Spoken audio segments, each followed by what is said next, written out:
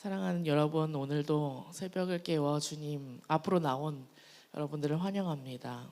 오늘 하루도 말씀 따라 살기를 축복합니다.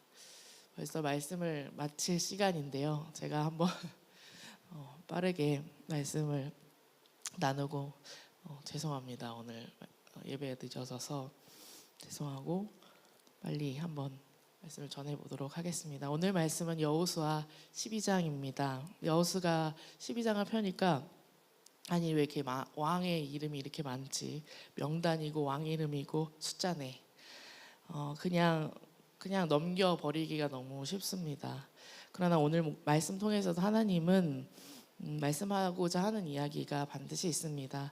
여호수아 12장은 단순히 그냥 전쟁의 보고서가 아닙니다. 이 본문은 하나님이 우리에게 정리하라라고 주시는 말씀입니다. 너희가 여기서부터 어디까지 왔는지, 누가 이기게 하셨는지, 무엇을 잊지 말아야 하는지 정리하게 하시는 장입니다.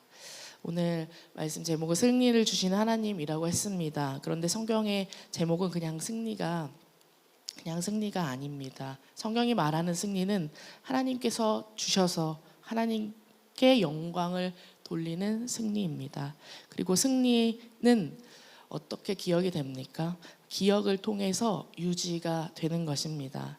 우리가 은혜를 잊는 순간 승리는요, 교만함이 되고 원망이 되고 무너짐의 원인이 됩니다. 오늘 말씀은 그걸 막기 위해서 기록된 장이라는 것입니다. 12장의 시작은 여리고나 아이의 승리의 이야기가 아닙니다. 요단 동편 쪽에서부터 시작합니다. 요단 이쪽에는 돕는 쪽에는 아르돈 골짜기 헤스몬 산 동쪽에 나옵니다. 그러니까 지명이 나오고 왕의 이름이 나옵니다. 하나님이 이스라엘을 약속의 땅으로 데려가실 때에 승리는 여리고부터 뚝 떨어진 것이 아니라는 것입니다. 요단을 건너기 전부터 하나님은 이미 싸움을 통과시켰고 이미 그들에게 승리를 주셨습니다.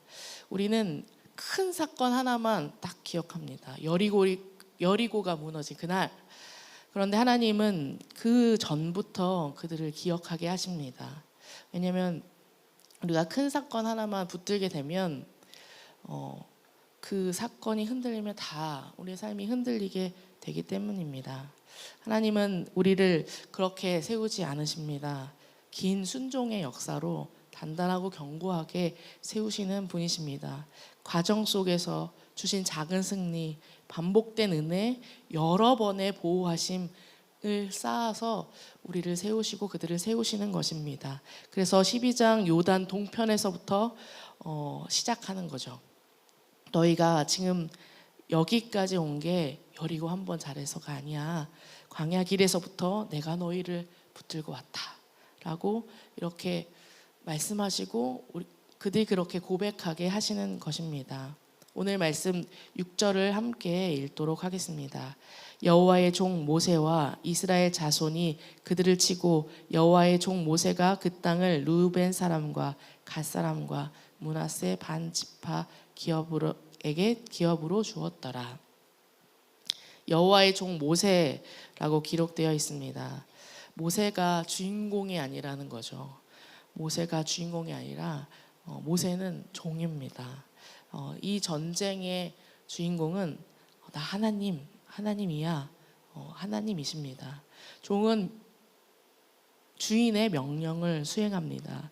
그리고 모세 옆에 이스라엘 자손도 함께 들어갑니다. 모세와 이스라엘 자손은 하나님의 손 아래 있는 사람들입니다. 하나님께서 그렇게 그들에게 이렇게 말씀하시는 것입니다. 여호와께서 너희를 위하여 싸우시리니 너희는 가만히 있을지어다. 출애굽기 14장 14절 말씀이고, 전쟁은 여호와께 속한 것이다. 사무엘상 17장 47절 말씀입니다. 힘으로 되지 아니하며 능으로 되지 아니하고 오직 나의 영으로 되느니라. 스가랴 4장 6절 말씀입니다. 하나님은 그들에게 우리에게 말씀을 통해서 승리는 하나님께 속했다, 내게 속하지 않았다라고 고백하게 하십니다. 이 고백이 없으면 승리는 사람을 무너뜨리게 합니다. 왜냐하면 그 승리를 내 손에 붙드는 순간 하나님은 멀어지고 내가 커지고 사람이 커지기 때문입니다. 그래서 하나님은 12장 앞부분에서부터 먼저 틀을 잡아주시는 거예요. 여호와의 종, 여호와의 전쟁, 여호와의 승리. 하나님께서 내가 그 일들을 행하였다라고 고백하게 하시는 것입니다. 그리고 그 이후에 7절은 요단 동쪽이 아니라 서편의 그 지명이 나옵니다. 여호수아가 직접 들어가서 정복해 가는 땅입니다. 7절은 이렇게 말씀하고 있습니다. 여호수아와 이스라엘 자손이 요단 이편 곧 서쪽 레바논 골짜기의 바알갓에서부터 세일로 올라가는 곳 한락산까지 쳐서 멸한 그 땅들의 왕들은 이러하니라. 그 땅을 여호수아가 이스라엘 지파들에게 구분에 따라 소유로 주었으니. 여기서도 구조가 동일합니다. 여호수아와 이스라엘 자손에게 여호수아와 이스라엘 자손이 쳤다. 그런데 이 말은 그들이 주인이 아니라는 말입니다. 이미 앞서 하나님께서 여호와의 종 6절에서 여호와의 종이라는 그 이야기를 말씀해 놓으시고, 이건 하나님의 명령 아래서 모세도 여호수아도 이스라엘 백성도 따라간다는 역사이고 순종의 역사입니다. 그리고 뒤에 쭉 여리고 왕, 아이 왕, 예루살렘 왕, 헤브론 왕, 야르문 왕, 쭉 왕들의 이름이 길게 명단되어서 적어 놓습니다. 왜 그럴까요? 성경은 그 은혜 받을 때 하나님께서 은혜 주신 것을 그냥 감정으로만 남기지 않기 때문입니다. 성경은 은혜를 기록으로 남깁니다. 그 은혜를 기억으로 남깁니다. 은혜를 기억하는 것입니다. 우리가 하나님이 주신 그 은혜를 잊어버리면 어떻게 됩니까? 하나님을 원망하게 되고 두려움이 또 찾아오게 되고 하나님에 대한 불신이 올라오게 됩니다. 그러니까 사람은 자꾸 지금만 보는 거죠. 오늘은 없다. 오늘 안 된다. 오늘은 차가 너무 막히고 오늘 못 일어났어. 이런 말이 계속 나오게 됩니다. 그런데 하나님이 하시는 일을 기억하는 사람은 이렇게 말합니다. 하나님 그때도 하셨다. 그때도 길을 여셨다. 그때도 살리셨고 그때도 이기게 하셨다. 라고 고백하게 됩니다. 그래서 오늘 또 다시 하나님께로 돌아오게 하는 것입니다. 말씀은 계속해서 기억에 대한 명령을 하고 있습니다. 너희는 광야에서 내 하나님 여호와께서 너를 인도하신 모든 길을 기억하라. 신명기 8장 2절의 말씀입니다. 신명기 32장 7절에는 너는 지나간 나를 기억하라. 시편 103편 2절은 이렇게 고백합니다. 내 영혼아 여호와를 송축하며 그의 모든 은택을 잊지 말지어다. 여러분 12장은 이 기억하라는 명령을 아주 구체적으로 수행한 장입니다. 하나님이 이기게 하신 왕들을 한 명 한 명 적어서 기억하게 하십니다. 단지 그냥 과거에 대한 회상이 아닙니다. 믿음의 훈련입니다. 왜냐하면 기억이 없으면 다음 싸움에서 무너지게 되기 때문입니다. 기억이 없으면 하나님 앞에서의 그 순종이 불가능해집니다. 기억이 없으면 하나님이 하셨다, 그게 지워지고 내가 해야 돼 라는 그 생각이 커지게 되어 있습니다. 그렇게 되면 어떻게 됩니까? 내 마음이 조급해지고 무거워지고 불평이 생기게 됩니다. 왜 내가 해야 돼? 라는 마음이 바로 찾아오게 되는 거죠. 그런데 하나님은 그렇게 하지 말라고 12장에 말씀을 주신 거죠. 기억하고 정리하고 그리고 다시 믿어라. 다시 나를 의지해라 라고 말씀하십니다. 하나님의 말씀을 기억하고 정리하고 다시 믿는 그리고 순종하는 저와 여러분 되기를 축복합니다.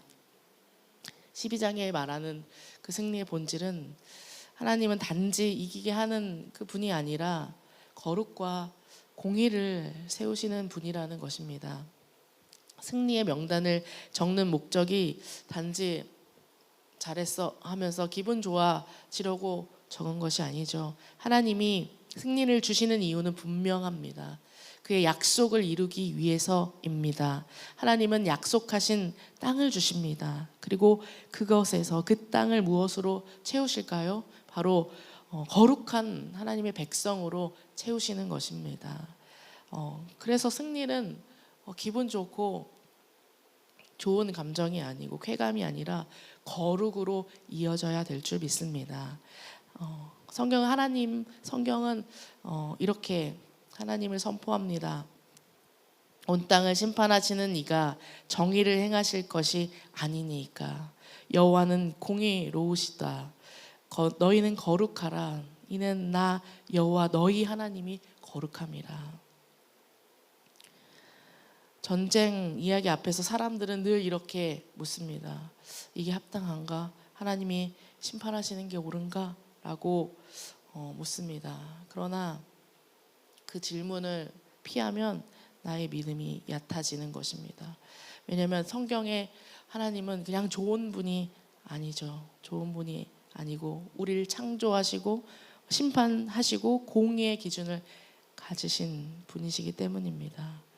그리고 그것과 동시에 공의가 완전히 어떻게 드러나냐? 그것은 바로 십자가입니다.